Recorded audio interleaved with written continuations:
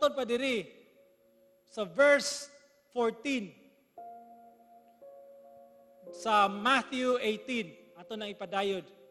Busa dili kabubuton sa inyong amahan nga naa sa langit nga mawala ang bisan usa nining gagmay.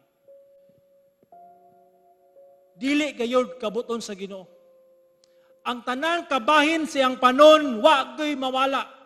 Although ang uban mahisalaag, pero pinagi siyang grasya mo balik kayo sila kaysa pangitaon gayud samahan o ipabalik sa iyahang panon.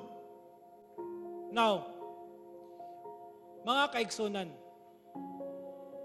I believe kitang tanan, no, adunay ginatawag nga nailhan or naatay ginatawag nga mga kauban sa simbahan sa una nga nangaluya, mga ka-wider group nato, mga kauban nato sa una sa ginatawag nga Bible study nga karon ana makato sila mura dibalik na sila ang daan nga pagkinabuhi.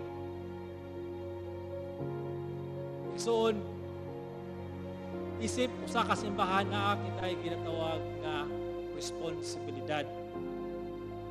Kay natay responsibilidad kay we are, God's flock, and of course, as brothers and sisters in the Lord, we are called to carry each other's burden, to help one another, to love one another.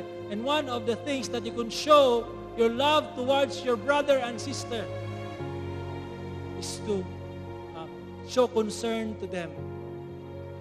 Now, sa 2 Timothy 4:2, muna ang responsibility sa church.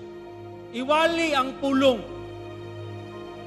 Pag madasigon, maayo man ang kahigayunan o dili.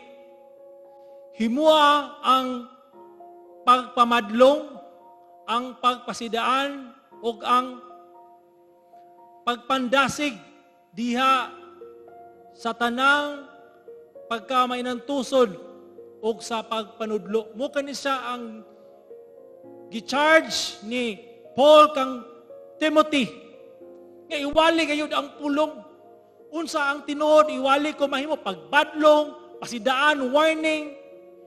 Kay kung siya tinuod gayud nga karnero sa Dios, makadungog sa kamaturan mo, balik gayud siya.